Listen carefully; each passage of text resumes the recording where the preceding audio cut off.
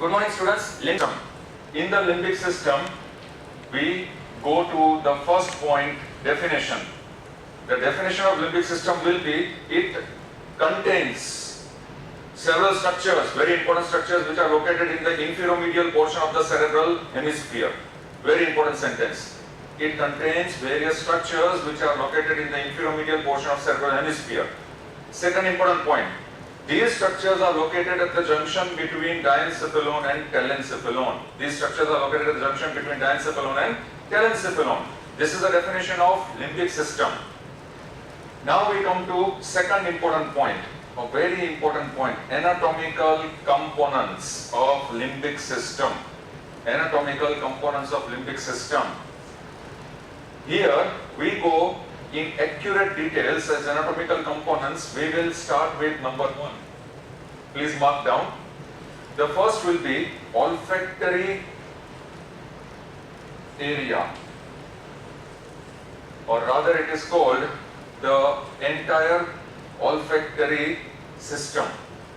This olfactory system will start with the olfactory epithelium, then it will go to the olfactory bulb, then it will continue as olfactory tract, and then it will continue and end in primary olfactory area or cortex and association olfactory area or cortex. Association olfactory area or cortex. There is also in some books it is written as secondary olfactory area. So this is first component, first anatomical component of the limbic system. Now second anatomical component of limbic system, we go to that of amygdaloid body. Now this amygdaloid body or amygdaloid nucleus consists of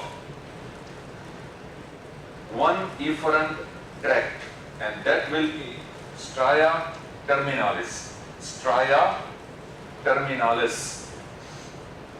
Then we go to the third anatomical component, which will be known as piriform lobe.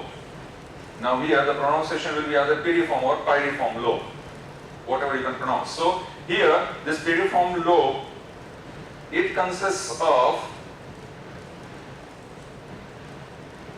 primary olfactory area as well as association olfactory area, and therefore this piriform lobe is represented, it will be represented as the uncus, that is the anterior part of parahippocampal gyrus, and it will be represented as entorhinal area.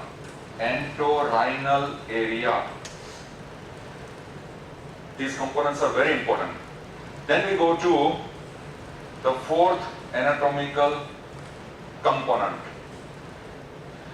This fourth anatomical component consists of hippocampal formation. See how interesting all these anatomical components are. This hippocampal formation will start with indusium griseum. Please note down. Then medial and lateral longitudinal stria. Medial and lateral longitudinal stria. These components are located on the superior surface of corpus callosum, and then it will go through gyrus fasciolaris. Please note down gyrus fasciolaris. Through gyrus fasciolaris, it will pass through dentate gyrus, and then ultimately it will end in the hippocampus. From the hippocampus there will be efferent fibers which will project outside in the form of alveus, then fimbria, and then fornix. And this fornix will end in that of the nucleus of hypothalamus mammillary body. So this entire formation is known as hippocampal formation. This is the fourth component of the limbic system, fourth anatomical component of limbic system. Now, since we are not having space, please come on this side here. So we will name the fifth anatomical component. In this fifth anatomical component, we name this as limbic lobe. Now, limbic lobe, it consists of cingulate gyrus, then it consists of parahippocampal gyrus, parahippocampal gyrus, and then this parahippocampal gyrus is associated with pyriform lobe. So this entire connection is called limbic lobe. Now in this connection, there will be an important area which will be connected with cingulate gyrus as well as that of parahippocampal gyrus. The name of that area, so here we can write it as septal area. Septal area, which is closely associated with that of the cingulate gyrus and parahippocampal gyrus. So together these components will form limbic lobe.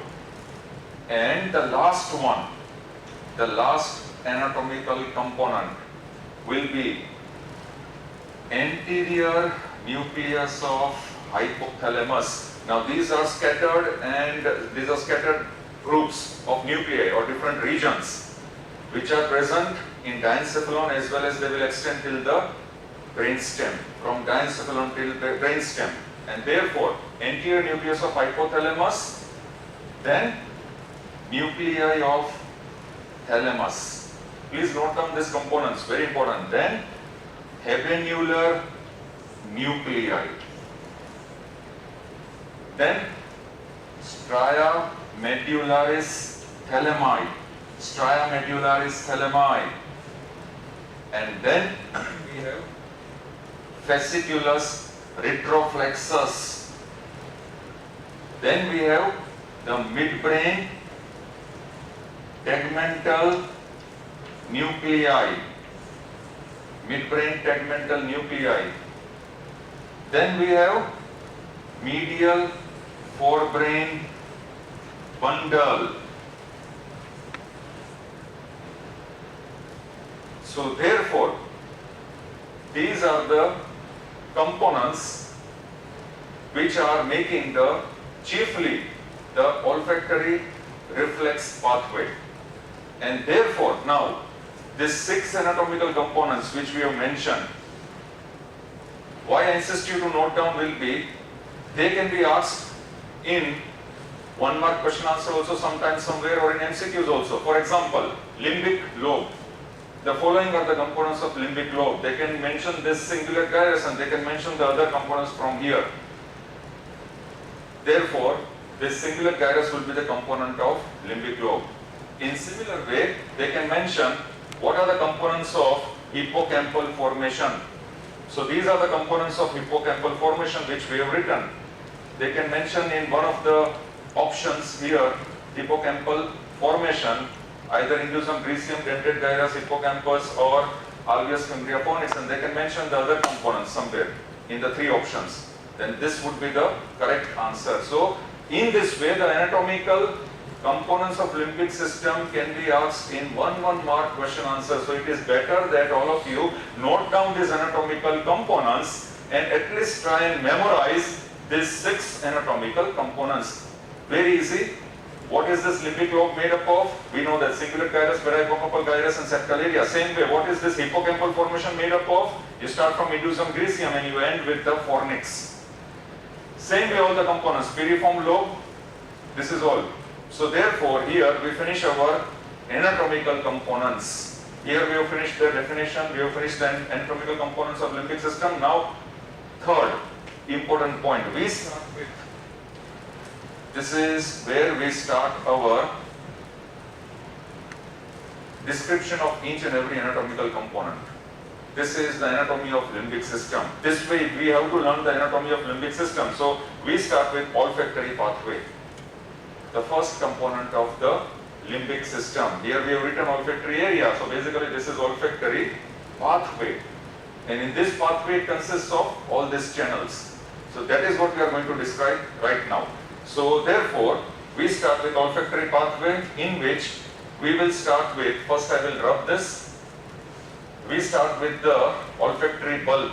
If you have noticed, in the inferior surface of the frontal lobe, that is orbital part of the frontal lobe, there will be presence of olfactory bulb and olfactory tract, which I have discussed with you in demonstration of sulci and gyri on the inferior surface of the frontal lobe. That olfactory bulb and olfactory tract will constitute the main component of the olfactory pathway, but that needs to be discussed in detail. So therefore, here what we will draw will be the first structure, that will be olfactory bulb. So let us draw this olfactory bulb over here. This is how the olfactory bulb will be drawn. And after olfactory bulb, you draw this as olfactory tract. It continues down as olfactory tract. From this olfactory tract, then you divide into lateral and medial olfactory stria. So therefore, here we divide this into the medial olfactory stria, and here we will make a small intermediate olfactory stria. In some cases it is present. And then here we draw the lateral olfactory stria. So therefore, basic outline we have drawn. So in this basic outline, it is better to have a nomenclature, olfactory bulb. Then we will mention this as olfactory tract, and then we will mention this as the medial olfactory stria, and this one we will mention this as intermediate olfactory stria, and here this we will mention this as lateral olfactory stria. So the basic outline we have drawn. Very simple. All these structures are present where? They are present on the inferior surface. So the inferior surface here, this will be where the entire frontal lobe is present. This is the outline of the inferior surface of the frontal lobe, or orbital surface of the frontal lobe. Orbital surface of the frontal lobe. And from here, this will be the outline of temporal lobe. Please make this outline so that this will be the orbital surface of frontal lobe, orbital surface of frontal lobe, and this will be the outline of temporal lobe, inferior surface of temporal lobe. Therefore, we start with the olfactory bulb, and before olfactory bulb, we enter the nasal cavity through cribriform plate of ethmoid, cribriform plate of ethmoid. So therefore, in the roof of the nasal cavity, there will be location of olfactory neurons which are bipolar. Example of bipolar neurons, olfactory neurons. So those olfactory neurons, if you show those olfactory neurons, they will be present. Here we show these olfactory neurons. These are the olfactory neurons. We show the cell bodies, and then we show their processes. These processes will be peripheral process, which will be present within the nasal cavity.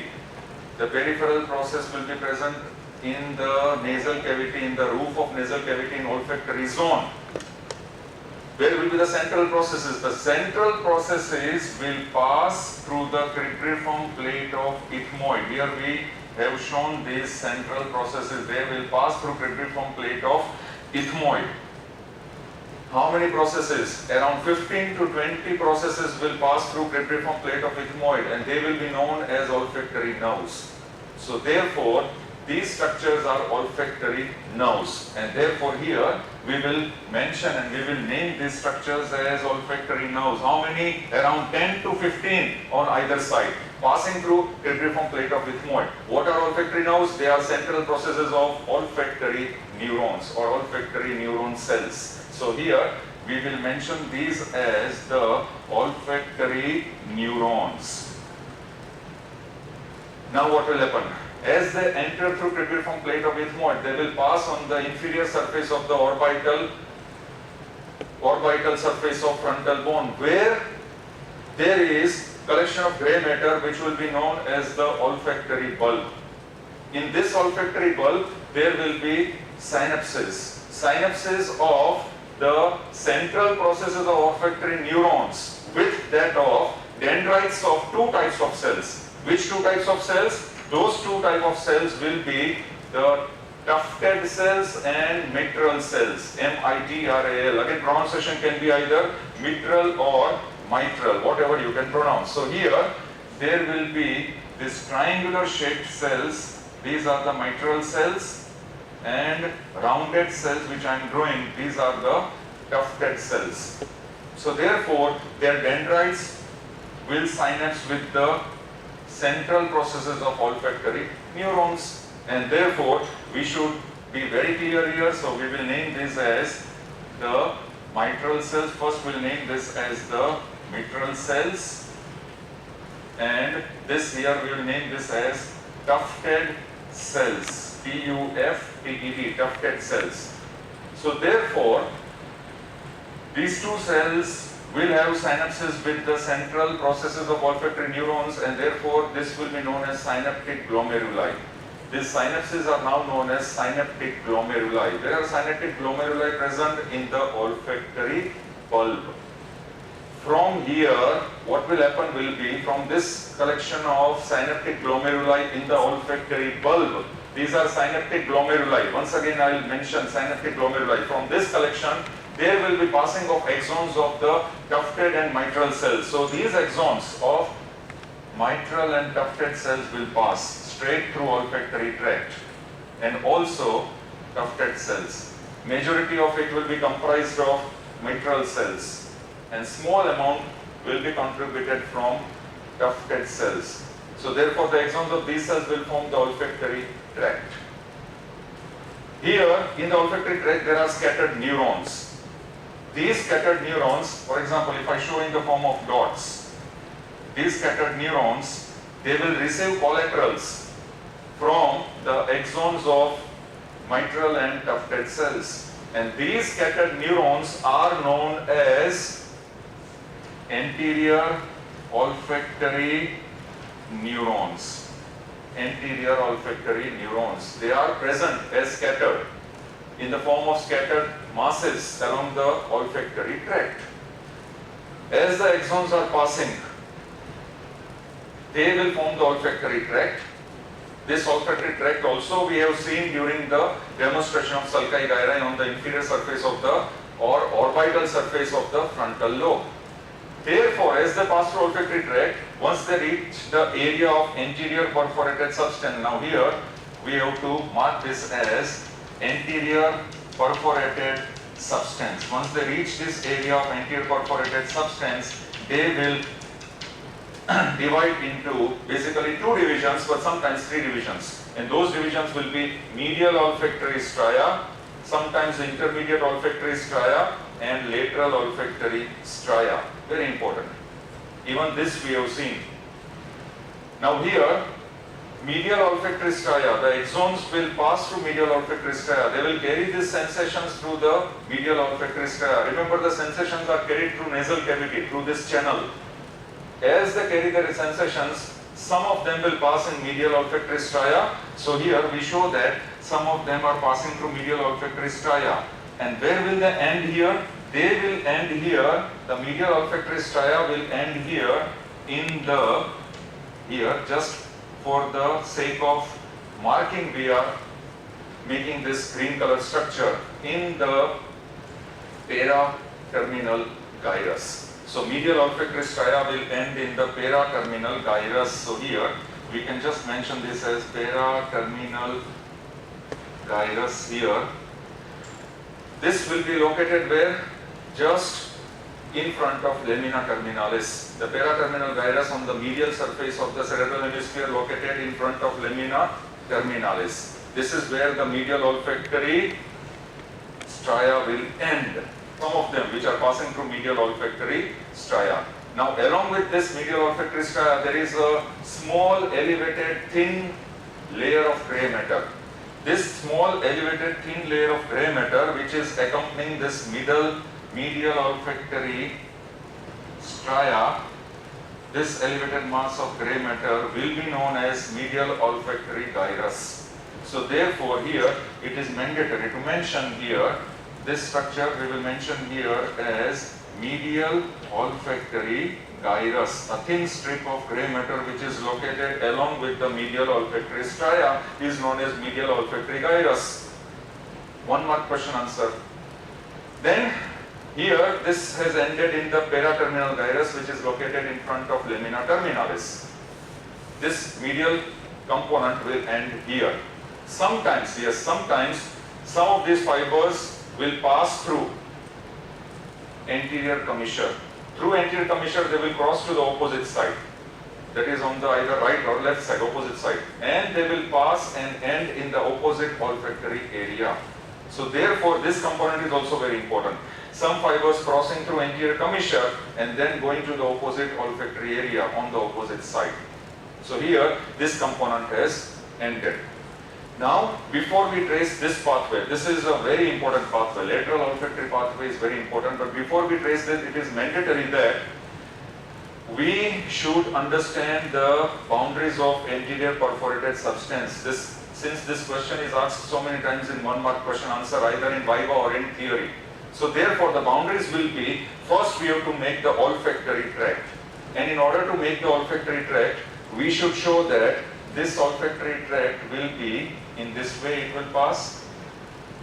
This is how the olfactory tract will pass. This is the posterior medial boundary of the anterior perforated substance, and here this olfactory tract will be in this way. This is how the olfactory chiasma is present at this level, and therefore olfactory, not olfactory but optic chiasma, I'm very sorry, but optic chiasma. So this optic tract will be present here, not olfactory but optic tract. So optic chiasma, optic tract. This optic tract will form the posterolateral boundary of anterior perforated substance. Very sorry, not olfactory, but it is optic. So optic tract, optic chiasma. So this is the optic tract here. Therefore, we start with this lateral olfactory stria. This lateral olfactory stria, the neurons which are passing, axons which are passing through this. Here, this lateral olfactory stria will form the anterolateral wall of the anterior perforated substance. So it will form the anterolateral boundary of anterior perforated substance. Then it will take an abrupt posterior turn, posterior-medial turn. As it takes posterior-medial turn, it will join or end with gyrus semilunaris. So therefore, it will pass in gyrus semilunaris. And this gyrus semilunaris will continue and end in the corticomedial region of amygdaloid nucleus. So therefore, it will be present in the corticomedial portion of the amygdaloid nucleus, gyrus semilunaris. So therefore here we need to mention this structure as gyrus semilunaris, and here this one will be the amygdaloid nucleus, corticomedial region of amygdaloid nucleus. So this is how the lateral olfactory stria will end in the gyrus semilunaris and amygdaloid portion. Which portion? Corticomedial part of amygdaloid body, and therefore this region will be known as periamygdaloid region. Please note down these two structures, gyrus semilunaris as well as amygdaloid nucleus, will be known as the periamygdaloid region. It will be known as the periamygdaloid region. So therefore, now we go to this portion.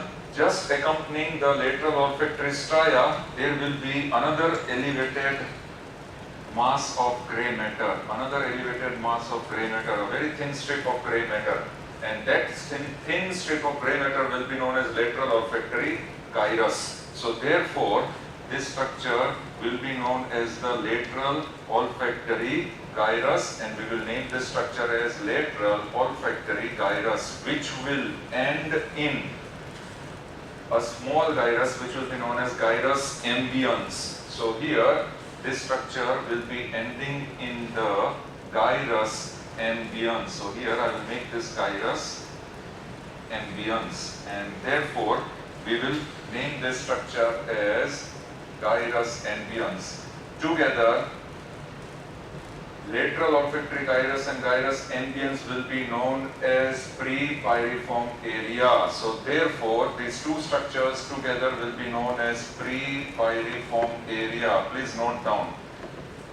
The structures of lateral olfactory gyrus as well as the gyrus ambiens will be known as prepiriform area, and therefore this gyrus ambiens will ultimately end in entorhinal area. Now this entorhinal area, here I will just draw this structure so that it will be easier to understand. This will be known as the entorhinal area, and this entorhinal area is area number 28. It is the anteriormost part of parahippocampal gyrus, and therefore the three structures together, please note down, the three structures together, periamygdaloid nucleus or periamygdaloid region plus prepiriform area. Now periamygdaloid region will consist of the corticomedial part of the amygdaloid nucleus and gyrus semilunaris. Then prepiriform region consists of lateral olfactory gyrus and gyrus ambiens, and entorhinal area, area number 28, which is located in anterior part of parahippocampal gyrus. All the three portions will be known as piriform lobe. So therefore, this entire structure will be known as piriform lobe. So this piriform lobe consists of, once again, periamygdaloid region, prepiriform area and entorhinal area. And this piriform lobe externally will be represented in the form of uncus.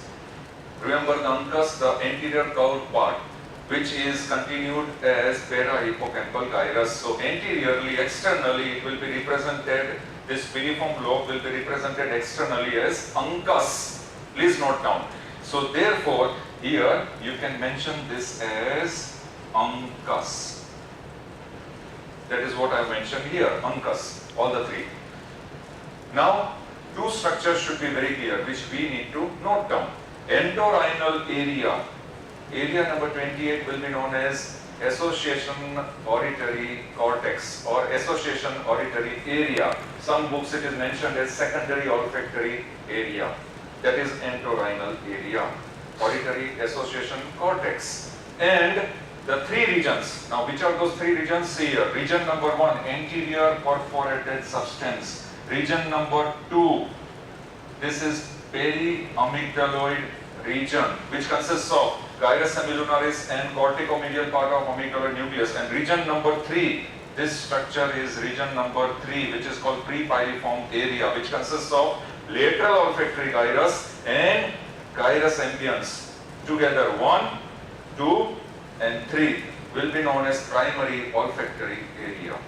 So therefore, this is primary olfactory area consisting of anterior perforated substance, periamygdaloid nucleus or periamygdaloid region and prepiriform area. And secondary olfactory area or association olfactory cortex will be known as entorhinal area.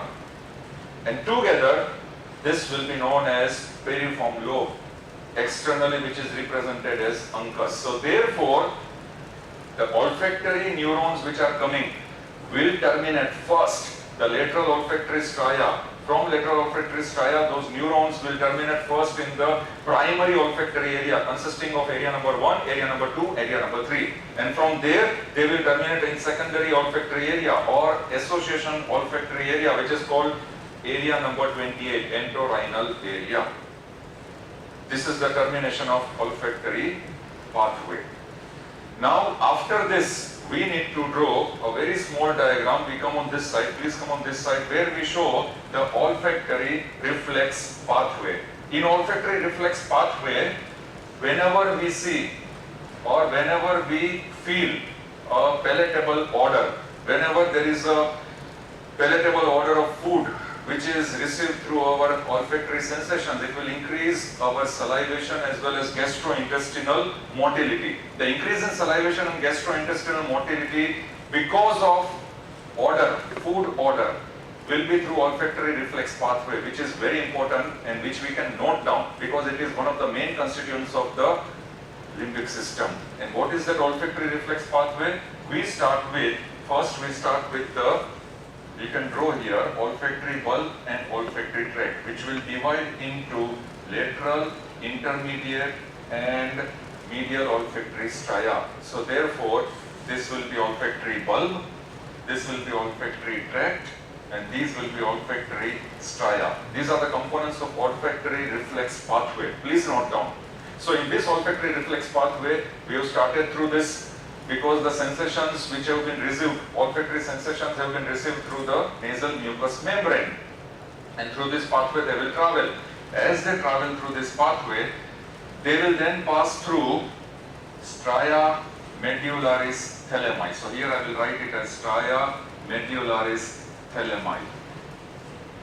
From stria medullaris thalami, which is also known as habenular stria, it will be relayed into, now here I will make a small triangular nucleus which will be known as habenular nucleus. From habenular nucleus, it will be relayed into one nucleus present in the midbrain, which is known as interpeduncular nucleus. And how it is relayed? Through fasciculus. Which fasciculus? So this one will be fasciculus retroflexus. So from the habenular nucleus, these sensations are relayed through fasciculus retroflexus into interpeduncular nucleus present in the midbrain. From there, the interpeduncular nucleus will relay into tegmental reticular nuclei, which is located once again in the brainstem. Tegmental reticular nuclei in the brain, midbrain, in the brainstem. So from interpeduncular nucleus, the sensations are relayed into tegmental reticular nucleus. From there, through the dorsal longitudinal fasciculus. Now this is another fasciculus, dorsal longitudinal fasciculus. They will be relayed into, now these are the group of nuclei which are located entirely in the brainstem. And these nuclei will be known as, here I will color them, superior salivatory nucleus, inferior salivatory nucleus and dorsal nucleus of vagus. So superior salivatory nucleus, this will be inferior salivatory nucleus, and here this will be dorsal nucleus of vagus nerve. So therefore, dorsal nucleus of vagus. This completes the entire olfactory reflex pathway. Once again, this olfactory reflex pathway will pass through olfactory bulb, olfactory tract, olfactory stria. From there, through the stria medullaris thalami, they will be related to the habenular nucleus, which is located in habenular trigone. From habenular nucleus through fasciculus retroflexus, it is related into interpeduncular nucleus present in the midbrain. From interpeduncular nucleus, it will be related to tegmental reticular nucleus, once again present in the brainstem. From tegmental reticular nucleus, it will be related through dorsal longitudinal fasciculus into the three secretomotor parasympathetic group of nuclei, which are known as superior salivatory nucleus, inferior salivatory nucleus, and dorsal nucleus of vagus present in the brainstem. This is the entire olfactory reflex pathway. Here we finished the part 1 of limbic system. Thank you very much.